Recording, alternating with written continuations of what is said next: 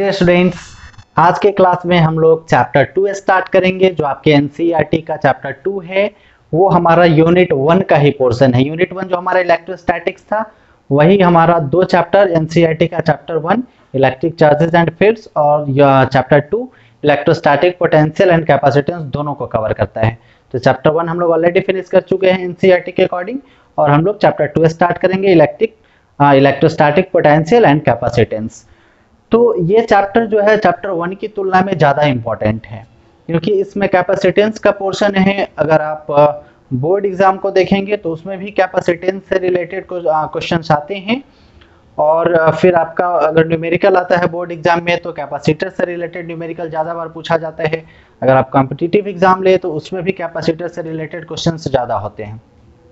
मतलब ये चैप्टर 2 आपके लिए ओवरऑल ज़्यादा इंटरेस्टिंग और ज़्यादा इंपॉर्टेंट है चैप्टर 1 की तुलना में। और चैप्टर 1 से इसका कहीं ना कहीं रिलेशन है। चैप्टर 1 में जो आप इलेक्ट्रिक फील्ड पढ़े थे उसका हम लोग उसी को थोड़ा सा अपग्रेडेड वर्जन में लाकर इसमें हम लोग इलेक्ट्रोस्टैटिक पोटेंशियल के रूप में या फिर इलेक्ट्रिक पोटेंशियल के रूप में देखेंगे। ठीक है, तो सबसे पहले आप लोग चैप्टर का नाम दे दीजिए इलेक्ट्रोस्टैटिक पोटेंशियल एंड कैपेसिटेंस। इसमें सबसे पहले जो हम सबसे बेसिक कॉन्सेप्ट है इस चैप्टर का इलेक्ट्रिक पोटेंशियल उसको देखते हैं। उसके बाद फिर हम लोग आगे की तरफ प्रोसीड करेंगे। तो आप मेरे साथ हेडिंग देंगे इलेक्ट्रिक पोटेंशियल, या तो आप इसको इलेक्ट्रोस्टैटिक पोटेंशियल बोलिए या फिर इलेक्ट्रिक पोटेंशियल बोलिए, कोई फर्क नहीं पड़ता, दोनों एक ही चीज है। इलेक्ट्रिक पोटेंशियल आप किसको बोलेंगे उसको थोड़ा ध्यान से समझिए। सबसे पहले इमेजिन कीजिए कि एक चार्ज है हम लोग के पास, वो कहाँ पे है, इनफाइनाइट पे है, अनंत पे कहीं पे रखा हुआ है। ठीक, अब वो जो चार्ज हमारा इनफाइनाइट पे है, अनंत पे है, उसको हमको क्या करना है, पकड़ के लाना है किसी एक पर्टिकुलर पॉइंट पे। मान लीजिए कि ये पॉइंट है, यहाँ पे हमको इनफाइनाइट से क्या करना है, एक चार्ज को पकड़ के यहाँ पे लाना है। तो चार्ज को जब हम लोग पकड़ के इनफाइनाइट से यहाँ पर लाएंगे तो लाने में कुछ वर्क करना पड़ेगा। इनफाइनाइट से यहाँ पे लाने में कुछ वर्क डन होगा। तो जो हमारा वर्क डन हो रहा है वो पर यूनिट टेस्ट चार्ज, जो हम लोग इनफाइनाइट पे चार्ज रखे हुए हैं वो छोटा सा यूनिट टेस्ट चार्ज है। तो हम लोग जो वर्क हो रहा है हम लोग का वो work per unit test charge जो है इसको हम लोग इलेक्ट्रिक पोटेंशियल बोलेंगे। अगर इसको डिफाइन करें तो कैसे डिफाइन करेंगे, the total work done to bring, मतलब लाने में, to bring unit positive test charge from infinite to a particular point is called electric potential. इसको मैं लिख रहा हूं, मेरे साथ आप लोग नोट करना चालू करेंगे। The total work done to bring, या तो आप मूव लिखिए या फिर ब्रिंग लिखिए, कोई फर्क नहीं पड़ता है। मूव लिखिए और bring. The total work done to move और bring unit positive test charge. Test charge मतलब आप लोग जानते हैं बहुत छोटा सा चार्ज होता है। Unit positive test charge from infinite to a particular point is called electrostatic potential या फिर electric potential is called electric potential. अब ये जो इलेक्ट्रिक पोटेंशियल है इसको हम लोग V से डिनोट करते हैं, V है ना। वी डिनोट, इसी में आगे हम लोग मेंशन करेंगे, we denote electric potential by V। हम लोग इलेक्ट्रिक पोटेंशियल को V से डिनोट करते हैं। ठीक है, फिर से डेफिनेशन को हम लोग देखते हैं। Total work done to move या bring a unit positive test charge from infinite to a particular point is called electrostatic potential या इलेक्ट्रिक पोटेंशियल। इनफाइनाइट से किसी एक पर्टिकुलर पॉइंट पर जो लाने में वर्क डन हो रहा है उसी को हम लोग क्या कह रहे हैं, इलेक्ट्रिक पोटेंशियल कर रहे हैं। अब इसी को हम लोग फॉर्मूला के रूप में अगर डिफाइन करना चाहे तो इलेक्ट्रिक पोटेंशियल इक्वल टू हमारा क्या हो जाएगा, इलेक्ट्रिक पोटेंशियल यानी V इज इक्वल टू, हम लोग किसको ला रहे हैं, चार्ज को ला रहे हैं, है ना, और लाने में क्या हो रहा है, वर्क डन हो रहा है। तो work electric potential is equal to work done, जो हमारा वर्क हो रहा है वो वर्क डन डिवाइडेड बाई जो हम जिस चार्ज को ला रहे हैं वो चार्ज का वैल्यू, मतलब कि V इज इक्वल टू जो हमारा वर्क है W डिवाइडेड बाई चार्ज का वैल्यू जो है हमारा Q। अगर इसी को अगर हम लोग शॉर्ट में डिफाइन शॉर्ट में लिखना चाहे electric potential V equal to क्या हो जाएगा, जो वर्क डन हो रहा है वो वर्क और डिवाइडेड बाई जो हमारा चार्ज का वैल्यू। जनरली हम लोग यूनिट टेस्ट चार्ज को, जो हमारा छोटा सा चार्ज है, उसको हम लोग Q नॉट से डिनोट करते हैं। अगर आप Q से भी करेंगे तो कोई प्रॉब्लम नहीं है, लेकिन जनरली हम लोग Q नॉट से करते हैं, इसलिए हम लोग Q नॉट से ही करते हैं हर बार, है ना। Electric potential V equal to W by Q naught, इस चीज को आप हमेशा ध्यान में रखेंगे, हमेशा ही आपके यूज में आएगा। जो इलेक्ट्रिक पोटेंशियल होता है वो क्या होता है, जो हमारा टेस्ट चार्ज है उसको इनफाइनाइट से पर्टिकुलर पॉइंट पर लाने में जो वर्क डन होता है वो वर्क, और वो डिवाइडेड बाई जिस चार्ज को हम लोग इनफाइनाइट से लाते हैं पर्टिकुलर पॉइंट पे वो चार्ज का वैल्यू, मतलब V is equal to W by Q naught. अब इसका इलेक्ट्रिक पोटेंशियल का हम लोग SI यूनिट और डायमेंशन देखेंगे। अगर SI यूनिट हम लोग देखें तो SI यूनिट उम्मीद है कि आप लोग फटाक से बता दीजिएगा SI यूनिट क्या होता है। वर्क का SI यूनिट हमारा होगा जूल, और वर्क का SI यूनिट जूल आप 11th में पढ़े थे, और चार्ज का SI यूनिट कूलॉम्ब। तो SI यूनिट क्या हो जाएगा, जूल पर कूलॉम्ब, जूल पर कूलॉम्ब बोलिए, या फिर इसी का SI यूनिट वोल्ट भी होता है, वोल्ट बोलते हैं ना, 5 वोल्ट 10 वोल्ट इस तरह से, 12 वोल्ट 24 वोल्ट इस तरह से, या तो जूल पर कूलॉम्ब या फिर वोल्ट, इसका हमारा SI यूनिट हो जाएगा।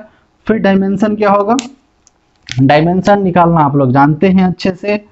डायमेंशन हम लोग कैसे फाइंड करेंगे, डायमेंशन के लिए पहले हमको वर्क का डायमेंशन चाहिए, वर्क का डायमेंशन डिवाइडेड बाई चार्ज का डायमेंशन। वर्क का डायमेंशन आप लोग के ध्यान में हो सकता है नहीं भी हो, तो वर्क इक्वल टू हमारा क्या होता है, फोर्स इनटू डिस्प्लेसमेंट होता है। फोर्स का ऐसा यूनिट हम लोग जानते हैं, फोर्स का ऐसा यूनिट तो आपको ध्यान में रखना ही रखना है, mLT के पावर -2, ये आपके जुबान पे रहना चाहिए। और डिस्प्लेसमेंट का ऐसा यूनिट क्या होता है, L। डिस्प्लेसमेंट एक तरह का हमारा लेंथ है, मतलब क्या हो जाएगा फाइनली mL² T का पावर -2, ये हमारा वर्क का डायमेंशन है। तो वर्क का डायमेंशन डिवाइडेड बाई चार्ज का डायमेंशन, मतलब mL² T to the power -2 and total is divided by 80। Finally इसको मैं इरेज कर देता हूँ, बस मैंने निकालना बता दिया, अगर आपको वर्क का नहीं भी पता हो तो आप इसके फॉर्मूला के हेल्प से किसी का भी डायमेंशन फाइंड कर सकते हैं। अब इसको हमको क्या करना है, ऊपर लेना है, तो हम लोग m को रहने देते हैं, या फिर किसी को पहले किसी को बाद में रखेंगे, उससे कोई फर्क नहीं पड़ता है।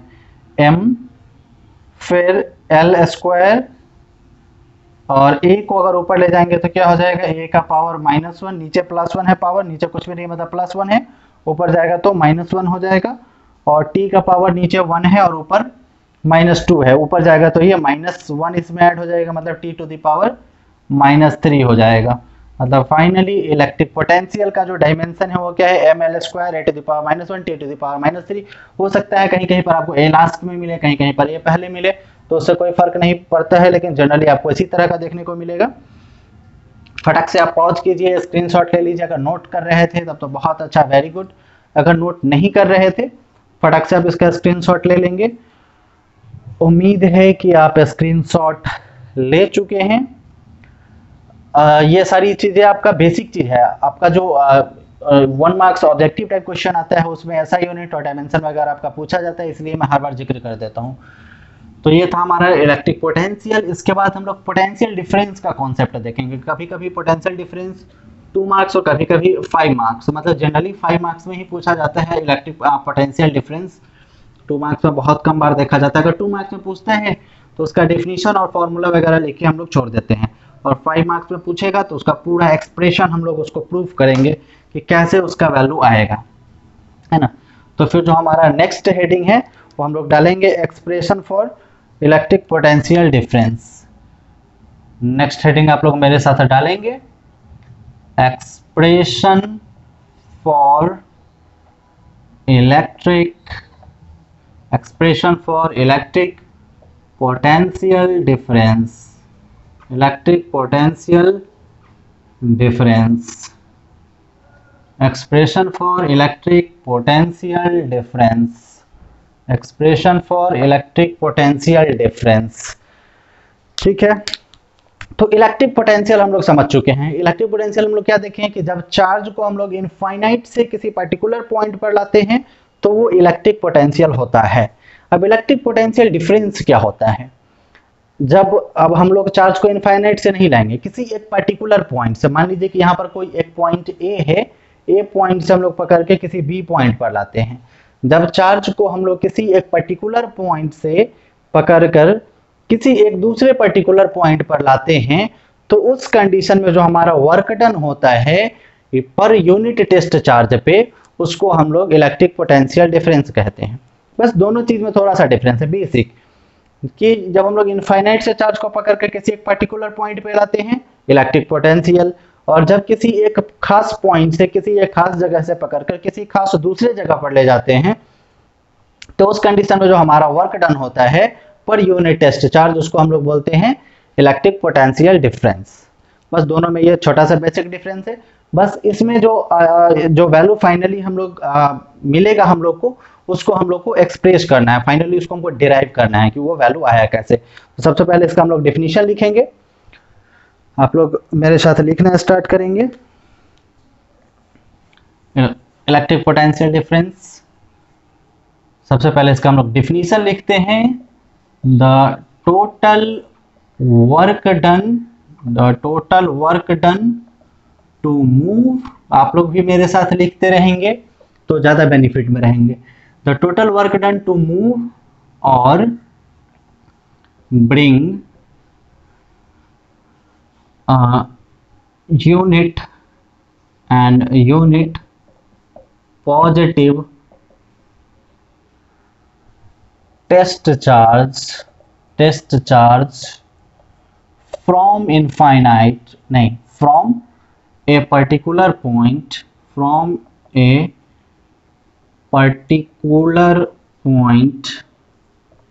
a particular point से, मान लीजिए कि उस पॉइंट का नाम कुछ A है, से A to another particular point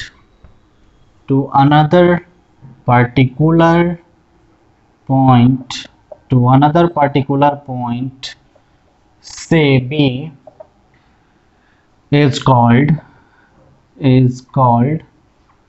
क्या कहा जाएगा उसको, potential difference is called. Electric potential difference बोलिए या पोटेंशियल डिफरेंस बोलिए, दोनों हमारा एक ही चीज है। आगे आपको इस तरह का कंडीशन देखने को मिलेगा, कहीं कहीं पर इलेक्ट्रिक पोटेंशियल डिफरेंस और कहीं कहीं पर पोटेंशियल डिफरेंस, है ना।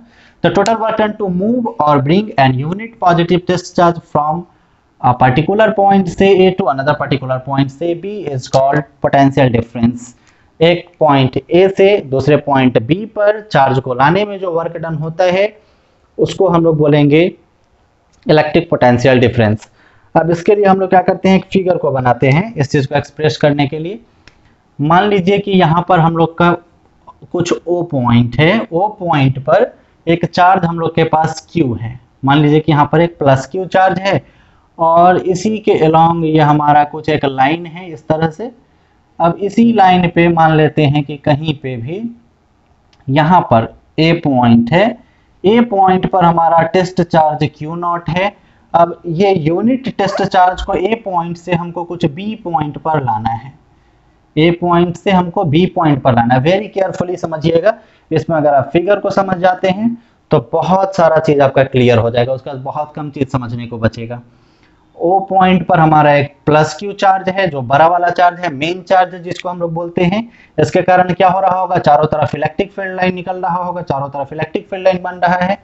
अब यहाँ पर हमारा एक टेस्ट चार्ज है Q0, इसको हमको A पॉइंट से पकड़ के B पॉइंट पर लाना है। A पॉइंट से B पॉइंट पर जब हम ला रहे होंगे उस समय कुछ पर्टिकुलर वर्क डन होगा, ठीक है।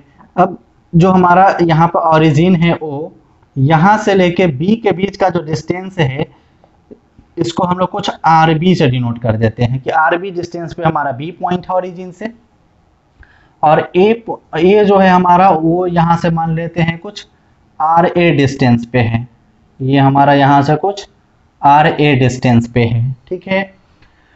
अब जब ये यहाँ से आ रहा होगा, जो हमारा टेस्ट चार्ज ए पॉइंट पर है, ए पॉइंट से बी पॉइंट की तरफ आ रहा होगा, तो मान लेते हैं बीच में कहीं पर भी एक यहाँ पर पी पॉइंट है, ठीक है। मान लेते हैं कि हमारा ये चार्ज जब इधर से आ रहा होगा तो अभी पी पॉइंट पर है, और पी पॉइंट यहाँ से ओ पॉइंट से, यहाँ जो हमारा पॉइंट ओ है, ओ से कुछ आर डिस्टेंस पर है, ठीक है। अब यहाँ से चूंकि ए से बी का बीच का डिस्टेंस बहुत बड़ा है, मान लीजिए कि 1 किलोमीटर का डिस्टेंस है ए पॉइंट से बी पॉइंट के बीच का डिस्टेंस, मान लीजिए उससे ज़्यादा कम भी हो सकता है, फिक्स्ड नहीं है कुछ। अब यहाँ पी पॉइंट जो है, पी पॉइंट से एक और छोटा सा पॉइंट हम लोग कंसीडर करते हैं क्यू पॉइंट। पी और क्यू के बीच का जो डिस्टेंस हम लोग बहुत छोटा लेते हैं, बहुत छोटा डिस्टेंस। सपोज कीजिए कि यहाँ से अगर 1 किलोमीटर है तो यहाँ से यहाँ 1 सेंटीमीटर है। दिखने के लिए हम लोग बड़ा बना दिए हैं, सिर्फ दिखने के लिए, लेकिन यहाँ से यहाँ जो इस दोनों के बीच का जो डिस्टेंस है, उसकी तुलना में ये वाला डिस्टेंस जो पी से क्यू के बीच का हम लोग डिस्टेंस ले रहे हैं, वो क्या है, बहुत छोटा सा डिस्टेंस है, निग्लेजेबल डिस्टेंस। मतलब ऐसा भी आप मान सकते हैं कि पी और क्यू लगभग एक ही पॉइंट है, बस एकदम छोटा सा डिस्टेंस है। तो उस कंडीशन में जो है हमारा चार्ज, मान लीजिए जो क्यू नॉट यहाँ पे था, वो क्यू नॉट यहाँ पे है। मतलब जब आ रहा होगा तो कभी यहाँ पे, कभी यहाँ पे, कभी यहाँ पे, कभी यहाँ पे, इस तरह से तो ये हमारा वैरी करते हुए फाइनली ए से बी पे पहुंचेगा।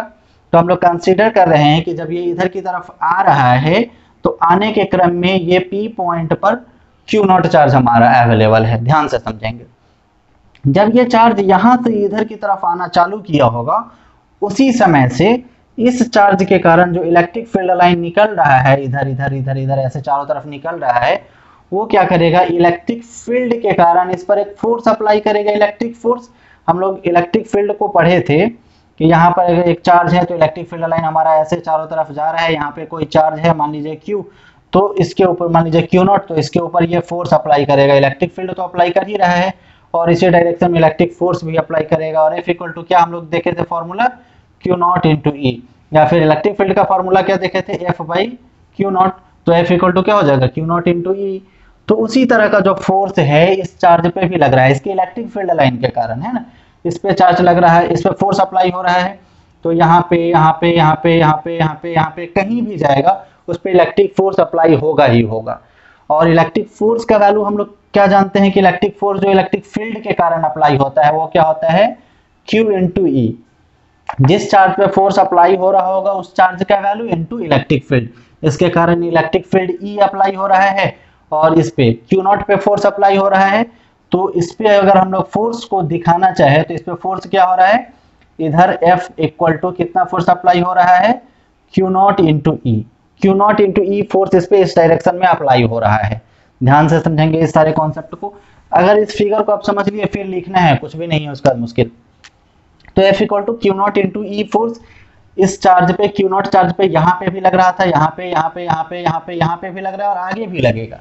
मतलब कि क्यू नॉट इंटू ई चार्ज कंटिन्यूअसली, ये जो क्यू नॉट चार्ज है इस पे लग रहा है, बावजूद इसके ये जो फोर्स लग रहा है किस डायरेक्शन में, इस डायरेक्शन में लग रहा है, लेकिन इसके बावजूद हमको क्या करना है, ये जो क्यू नॉट चार्ज है इसको यहाँ से ए पॉइंट से लेके बी पॉइंट पर आना है।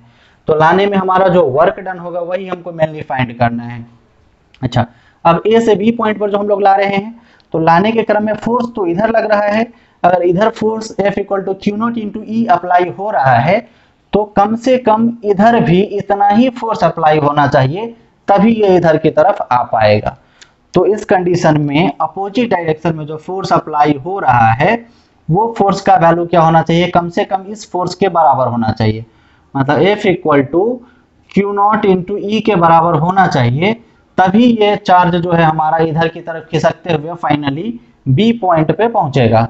तो इसका डायरेक्शन, चूंकि इसका डायरेक्शन इधर है और हमको लाना ही इधर है, तो इधर जो फोर्स अप्लाई होगा वो फोर्स हमको कितना चाहिए, सेम क्यू नॉट इंटू ई, और डायरेक्शन अपोजिट है, इसलिए इसमें हम लोग क्या करेंगे, माइनस सिंबल ऐड कर देंगे। मतलब इधर जो फोर्स चाहिए वो क्या चाहिए, माइनस क्यू नॉट इंटू ई चाहिए।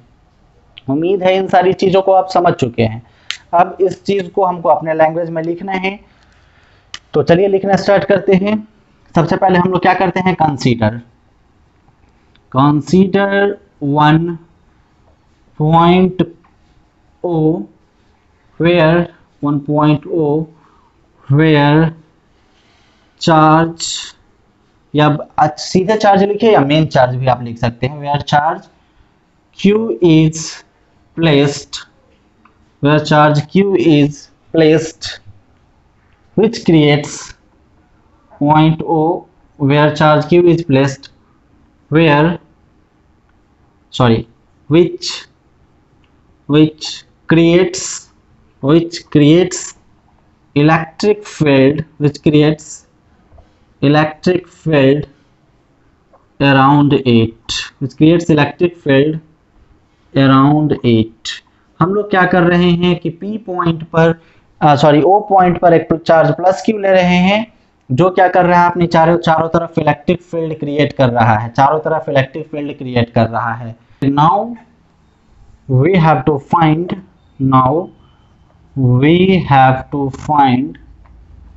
electric potential,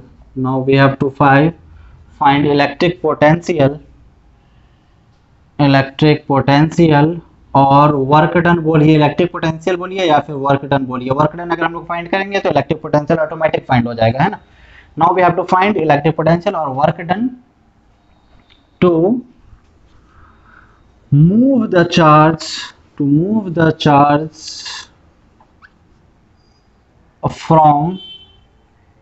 from point A at distance RA to point A, हमारा डिस्टेंस RA पे है ना, यहाँ से RA पे है, to point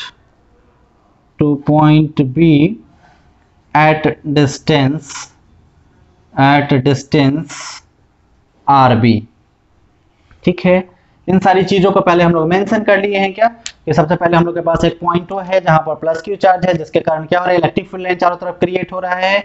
अब हमको क्या करना है, इलेक्ट्रिक पोटेंशियल फाइंड करना है या फिर वर्क डन बोलिए, कहां से कहां, जब हम लोग चार्ज को A से B पर लाएंगे उस कंडीशन में। A हमारा पॉइंट यहाँ से RA डिस्टेंस पर है और B हमारा RB डिस्टेंस पर है, तो RA डिस्टेंस से RB डिस्टेंस पर जब हम लोग इलेक्ट्रिक चार्ज को लाएंगे, Q0 चार्ज को लाएंगे, तो उस कंडीशन में हम लोग को वर्क डन फाइंड करना है। अब इस कंडीशन में पॉइंट A से B तक लाने में जो हमारा टोटल इलेक्ट्रिक पोटेंशियल अप्लाई होगा, उस इलेक्ट्रिक पोटेंशियल को हम लोग लिखेंगे VAB। चूंकि हम लोग क्या कर रहे हैं, इलेक्ट्रिक पोटेंशियल फाइंड कर रहे हैं कहां से कहां तक के लिए, A से B तक के लिए। जब हम लोग चार्ज को A से B तक ला रहे हैं, पॉइंट A से B तक, इसलिए हम लोग क्या डिनोट कर रहे हैं इसको VAB, मतलब electric potential from A to B। और इसी को अगर हम लोग दूसरे टर्म में लिखना चाहे तो ऐसे भी लिख सकते हैं, VB माइनस VA, मतलब इलेक्ट्रिक पोटेंशियल जो B पे है वो माइनस A, मतलब फाइनली इलेक्ट्रिक पोटेंशियल VAB। यहाँ से यहाँ तक लाने में जो हमारा इलेक्ट्रिक पोटेंशियल है VAB, उसको हम लोग ऐसे लिखे या फिर ऐसे लिखे, दोनों सेम कंडीशन है, उससे कोई फर्क नहीं पड़ता है। ये इक्वल टू क्या हो जाएगा, इलेक्ट्रिक पोटेंशियल के डेफिनेशन के अकॉर्डिंग वर्क अपॉन चार्ज होता है, तो जो यहां से यहां तक वर्क होगा उसको हम लोग ऐसे लिखेंगे WAB, वर्क डन, जो हमारा टोटल A से B तक लाने में हो रहा है वो work done divided by total charge का वैल्यू जो यहाँ पे अवेलेबल था, test charge, divided by Q0। अब यहाँ जो है हमारा WAB, A से लेके B तक लाने में जो हमारा वर्क हो रहा है, इस टोटल वर्क को हम लोग टेक्निकली एक साथ डिफाइन करना थोड़ा सा मुश्किल हो रहा है। इसको हम लोग क्या करेंगे, पार्ट में डिफाइन करेंगे, छोटे छोटे पार्ट में। तो यहाँ जो हम लोग छोटा वाला कंडीशन लिए हैं कि किसी पॉइंट P पे जो हमारा जब चार्ज है तो उस कंडीशन में इलेक्ट्रिक फोर्स इस पे अप्लाई हो रहा है। अब इस कंडीशन को हम लोग फिर नीचे मेंशन करते हैं, इस चीज को मेंशन करेंगे। Now we consider charge Q0 at somewhere at point P on which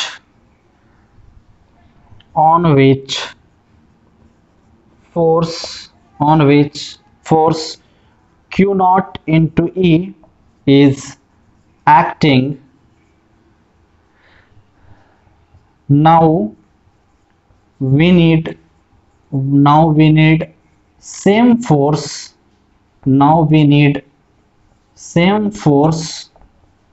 to यहाँ तक आप स्क्रीनशॉट ले लीजिए फटक से। इसके बाद फिर नीचे जो इसके बाद जो चीज़ें हैं उसको हम लोग फिर ऊपर मेंशन करेंगे। अगर नोट कर रहे थे तो वेरी गुड, अगर नोट नहीं कर रहे थे तो फटक से आप स्क्रीनशॉट ले लेंगे इसका। इसके बाद फिर इसके बाद की चीज़ों को हम लोग ऊपर देखेंगे। तो उम्मीद है आप लोग स्क्रीनशॉट ले चुके हैं।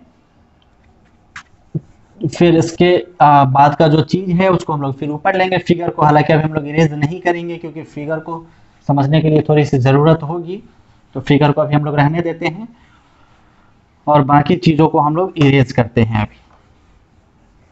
ठीक है, now we need some same force to move the charge in the opposite direction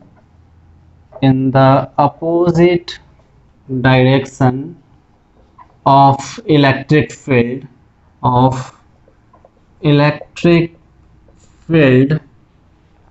by a very small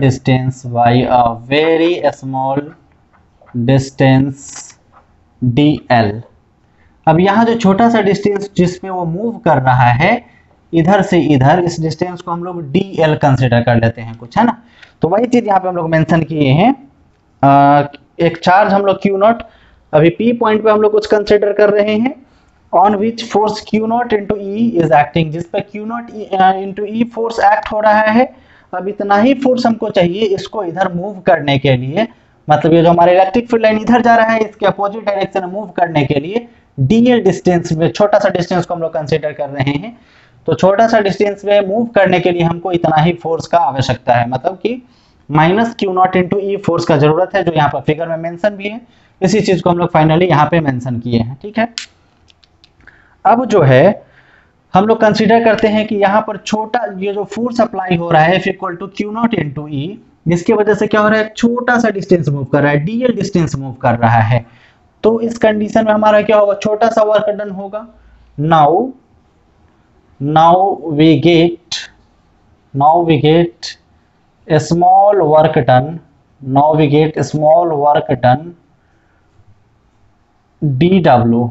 यहाँ पे हम लोग क्या मिलता है, एक छोटा सा वर्क डन मिलता है dw, मतलब कि जो हमारा फोर्स लग रहा था फोर्स का वैल्यू तो सेम रहेगा, लेकिन चूंकि डिस्प्लेसमेंट काफी छोटा हो रहा है dl, तो उस कंडीशन में जो हमारा वर्क होगा वो क्या होगा, छोटा सा वर्क dw हो जाएगा।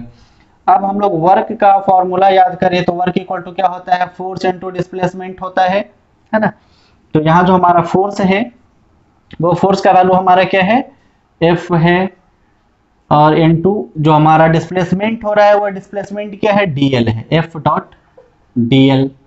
ठीक है, दोनों पर वेक्टर मैंने इसलिए डाला है क्योंकि फोर्स भी हमारा वेक्टर क्वांटिटी है और dl एक पर्टिकुलर डायरेक्शन में डिस्प्लेसमेंट हो रहा है, तो dl भी हमारा वेक्टर क्वांटिटी है, मतलब F डॉट dl। ठीक है, अब F के बदले हम लोग चाहे तो क्या डाल सकते हैं, माइनस Q नॉट इंटू ई डाल सकते हैं, क्योंकि प्लस वाले फोर्स को हम लोग कंसिडर नहीं कर रहे हैं, माइनस वाला फोर्स हमको इधर की तरफ ले जा रहा है ना।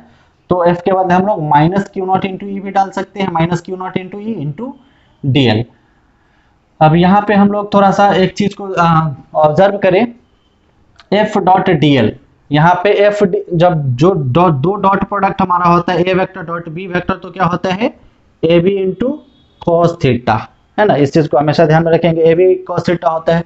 तो इस कंडीशन में F dl के साथ अगर हम लोग डॉट प्रोडक्ट करें तो क्या हो जाएगा, F dl कॉस थीटा, एक स्टेप को और मैं बढ़ा देता हूँ, F dl कॉस थीटा हो जाएगा।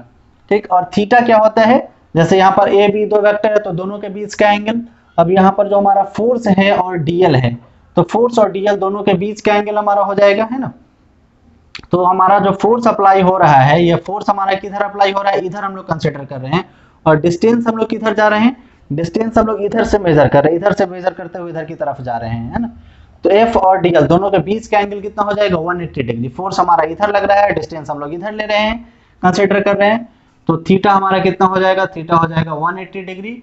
तो cos 180 डिग्री का वैल्यू कितना होता है, cos का हम लोग ग्राफ बना लेते हैं, यहाँ से cos शुरू होता है, 90 डिग्री यहाँ पे आता है, और इस तरह से हमारा कुछ आता है, फाइनली ऐसे घूम जाता है। तो यहाँ पे हमारा 90 होता है, यहाँ पे 180, यहाँ पे 270 और फिर 360 इस तरह से होता है। तो यहाँ पे हमारा कितना होता है, -1, मतलब cos 180 का वैल्यू कितना होता है, -1, इस चीज को आप इधर रहने देंगे, ये एक्स्ट्रा चीज है थोड़ा सा। अब यहाँ पे हमारा क्या हो गया, F D L cos theta. अब यहाँ एफ का जो हमारा वैल्यू है फाइनली वो क्या है, -Q0 इंटू ई है, और डीएल का हमारा वैल्यू क्या है, डीएल तो हमारा डीएल ही है, और कॉस थीटा का वैल्यू फिर हमारा -1 है। फाइनली माइनस इंटू माइनस क्या हो जाएगा, Q0 into E D L, है ना। माइनस इंटू माइनस हमारा प्लस हो गया। फाइनली जो छोटा सा वर्क डन है वो छोटा सा वर्क डन का वैल्यू हमारा आ गया D W equal to Q0 into E D L. फिर हम लोग क्या करेंगे, नाउ वी विल इंटीग्रेट। अब हम लोग इंटीग्रेट करेंगे, now we will integrate the small work done, now we will integrate the small work done to get the total work done. Now we will get हम लोग क्या करेंगे, integrate करेंगे, छोटा सा वर्क डन को इंटीग्रेट करेंगे, यहाँ जो वर्क हुआ है उसको इंटीग्रेट करेंगे, कहाँ से कहाँ तक, ए से लेके बी तक इंटीग्रेट करेंगे, ताकि हम लोग को क्या मिलेगा, पूरा वर्क डन मिलेगा। मान लीजिए हम लोग देखे थे कि यहाँ से यहाँ के बीच का डिस्टेंस 1 किलोमीटर है, 1 किलोमीटर है, यहाँ पे 1 सेंटीमीटर है, तो इस तरह का 1 सेंटीमीटर बहुत सारा पार्ट होगा, तो सारे पार्ट को अगर हम लोग आपस में ऐड कर दे ए से लेकर बी के बीच में, तो हम लोग को क्या मिलेगा, फाइनली टोटल वर्क डन मिलेगा। Now we integrate the small work done to get the total work done. ठीक है। अब इसी चीज को हम लोग इस लैंग्वेज में अगर लिखना चाहे तो कैसे लिख सकते हैं, क्योंकि वी ए बी हमारा क्या होता है, जो हमारा इलेक्ट्रिक पोटेंशियल है ए से बी के बीच में लाने के लिए इसको ऐसे लिखे या फिर ऐसे लिखे V V minus V A. तो ये हमारा क्या हो जाएगा, यहाँ पर जो वर्क डन ए से लेके बी के बीच है वो डिवाइडेड बाई चार्ज का वैल्यू। तो ए से लेके बी के बीच जो हमारा वर्क डन है, छोटा सा वर्क डन डी डब्ल्यू है ना, तो हम लोग क्या करेंगे, डी डब्ल्यू को इंटीग्रेट करेंगे। इंटीग्रेट कर रहे हैं, इसको थोड़ा सा यहीं पे लिखता हूँ, इंटीग्रेट करेंगे छोटा सा वर्क को डिवाइडेड बाई जो हमारा चार्ज का वैल्यू था, ये यहाँ टोटल वर्क ए से लेके बीच है, ए से बी के बीच है, तो वही हमारा छोटा सा वर्क, इसको हम लोग लेके इंटीग्रेट कर रहे हैं ए से लेके बी के बीच, ए से लेके बी के बीच। लोअर लिमिट को हम लोग हमेशा नीचे लिखेंगे और अपर लिमिट को हमेशा ऊपर लिखेंगे, ए से लेके बी के बीच। तो ये हमारा लोअर लिमिट जहाँ से शुरू होगा और जहाँ पे फिनिश होगा वो हमारा अपर लिमिट। ए से लेके बी के बीच इंटीग्रेट कर रहे हैं, और टोटल इज डिवाइडेड बाई हमारा जो चार्ज का वैल्यू है Q0, वो Q0। अब नीचे वाली चीजों को भी हम लोग इरेज कर लेते हैं। तो यहाँ पर जो हमारा वर्क डन था, वर्क डन को हम लोग स्मॉल वर्क डन के रिस्पेक्ट में मेंशन कर दिए हैं डी डब्ल्यू। अब जो हमारा छोटा सा वर्क डन है इसका वैल्यू हम लोग के पास कितना है, Q0 into E into D L. अब इस चीज को अब आगे हम लोग मेंशन करेंगे, मतलब इंटीग्रेशन ऑफ डी डब्ल्यू के बदले हम लोग क्या करेंगे, Q0 इंटू ई, Q0 इंटू ई, Q0 into E into D L mention करेंगे, डिवाइडेड बाई हमारा Q0 कहाँ से कहाँ तक, ए से लेके बी के बीच। अब Q0 से Q0 को हम लोग चाहे तो कैंसिल भी कर सकते हैं, Q0 से Q0 हमारा कैंसिल हो जाएगा। अब यहाँ पे हम लोग क्या मेंशन करेंगे, इलेक्ट्रिक फील्ड का हमारा फॉर्मूला क्या होता है। इलेक्ट्रिक फील्ड का फॉर्मूला आप लोग अच्छे ढंग से ध्यान में रखना होगा हमेशा, Q/4πε0 इंटू आर स्क्वायर, ये हमारा इलेक्ट्रिक फील्ड का फॉर्मूला होता है।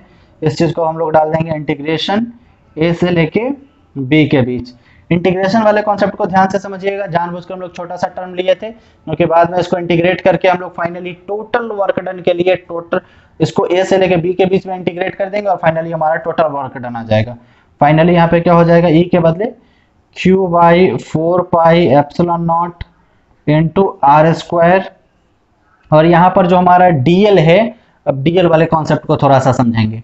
डीएल हमारा किधर है, जो हम लोग डिस्टेंस ले रहे हैं, डीएल हम लोग डिस्टेंस ले रहे हैं इधर से इधर की तरफ। जब इधर से इधर की तरफ हम लोग आ रहे थे तो डीएल हम लोग डिस्टेंस इधर से इधर ले रहे हैं, छोटा सा डिस्टेंस है डीएल। अब हम लोग डिस्टेंस जब आर हम लोग इधर से इधर की तरफ ले रहे हैं, तो इधर से इधर की तरफ हमारा जो डिस्टेंस डीएल है, इसको हम लोग इधर से इधर वाले रिस्पेक्ट में लेंगे, आर के रिस्पेक्ट में, तो इसको हम लोग डीएल को डी आर भी लिख सकते हैं।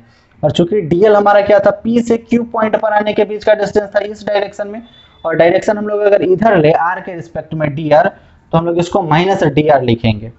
फिर से कॉन्सेप्ट को समझिए, चूंकि हम लोग पी पॉइंट से क्यू पॉइंट पर जा रहे थे तो हमारा स्मॉल डिस्प्लेसमेंट, स्मॉल डिस्टेंस क्या था, डीएल था। अब अगर इसको हम लोग आर के रिस्पेक्ट में लिखना चाहे, चूंकि हमारा आर वाला कॉन्सेप्ट आ रहा है, तो हम लोग क्या करेंगे, इधर से इधर का डिस्टेंस कंसिडर करेंगे आर के रिस्पेक्ट में। चूंकि आर हमारा इधर से इधर जा रहा है, तो इधर से इधर की तरफ जाएंगे तो dl हमारा dr में कन्वर्ट हो जाएगा, और चूंकि जो हमारा डायरेक्शन है वो अपोजिट है इसलिए माइनस dr हो जाएगा। ठीक है, इस चीज को हम लोग यहाँ पे मेंशन कर सकते हैं। यहाँ पे हम लोग इधर घेरा डाल के आप इसके सामने यहाँ पे आप डाल देंगे माइनस dr, यहाँ पर जो हमारा dl है इसके बदले में माइनस dr आप डाल देंगे। ठीक है, और माइनस dr क्यों डाला उसको हम लोग यहाँ पर लिखेंगे, सिंस dl इज, dl मतलब डिस्टेंस के बारे में बोल रहा है, dl जो हमारा इस डायरेक्शन में है उसके बारे में बात कर रहे हैं। Since dl is in the opposite direction of r, so we take dl as negative dr, चूंकि हमारा dl जो है ये अपोजिट डायरेक्शन में है r की तुलना में, इसलिए हम लोग dl को माइनस dr ले सकते हैं। ठीक है, तो यहां तक आप फटाक से स्क्रीनशॉट ले लीजिए, क्योंकि फिर से हमको थोड़ा सा ऊपर से इरेज करना पड़ेगा। उम्मीद है कि आप लोग स्क्रीनशॉट ले चुके हैं, पॉज करके फटाक से स्क्रीनशॉट ले लेना है। अगर आप नोट कर रहे थे तो द बेस्ट, अगर नोट नहीं कर रहे थे तो फटाक से स्क्रीनशॉट ले लेना है।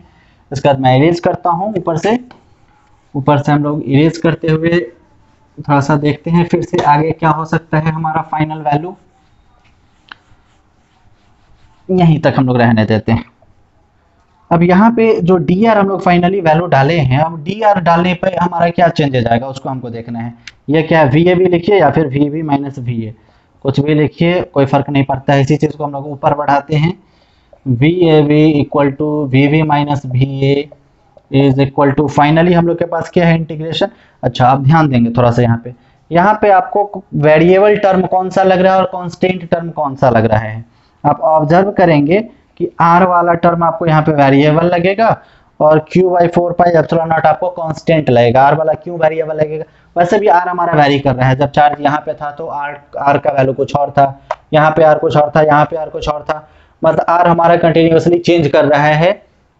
यहाँ से भी आप ऑब्जर्व कर सकते हैं कि r का वैल्यू चेंज हो रहा है, या फिर आप ऐसे भी ऑब्जर्व कर सकते हैं कि d के साथ जो भी टर्म हमारा लगा हुआ रहता है वही हमारा वेरिएबल है। तो d के साथ r लगा हुआ है तो वेरिएबल हमारा कौन सा है, r है।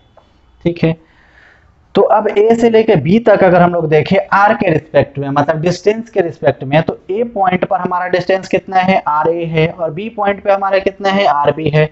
तो a पॉइंट के बदले में हम लोग डिस्टेंस ra को मेंशन कर सकते हैं और b पॉइंट के बदले हम लोग rb को मेंशन कर सकते हैं। मतलब इंटीग्रेशन हम लोग करेंगे कहां से कहां तक, ra से लेके rb के बीच में किसका करेंगे, q/4πε0, माइनस को हम लोग बाहर निकाल देते हैं, dr वाले माइनस को हम लोग बाहर निकाल दिए, q/4πε0, ये तो हमारा कांस्टेंट टर्म है, इसको अभी बाहर निकालिए, बाद में निकालिए, कोई फर्क नहीं पड़ता है, इनटू नीचे r स्क्वायर है। अब r स्क्वायर को अगर हम लोग ऊपर ले जाए, 1/r स्क्वायर है, इसको ऊपर ले जाएंगे तो क्या हो जाएगा, r टू द पावर -2 हो जाएगा। अगर ये सब चीजें आपको नहीं समझ में आ रही है तो वीडियो मैंने डाला हुआ है मैथमेटिकल टूल्स, आप लोग देख सकते हैं। r का पावर -2 हो जाएगा, इंटू क्या हो जाएगा, dr।